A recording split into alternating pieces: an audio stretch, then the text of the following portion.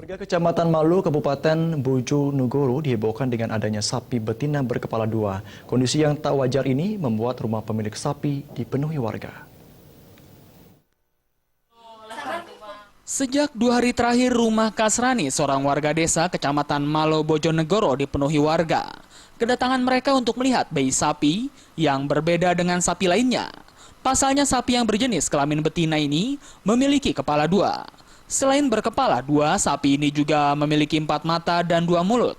Namun untuk telinganya, kedua kepala sapi ini hanya memiliki 2 telinga saja. Sementara untuk tenggorokannya sendiri juga memiliki 1 tenggorokan. Kasrani mengatakan lahirnya sapi berkepala dua miliknya ini membuat ia dan keluarganya kaget. Pasalnya baru pertama kali ini, ia dan keluarganya melihat dan memiliki sapi berkepala dua. Dirinya juga menambahkan ketika induknya mengandung sapi berkepala dua ini juga normal seperti sapi pada umumnya. Diperlukan perhatian khusus untuk merawat sapi ini. Hal tersebut dikarenakan sapi ini belum bisa menyusu ke induknya. Pak, ini sapinya sudah berapa hari, Pak ya? 2 hari, Pak ya.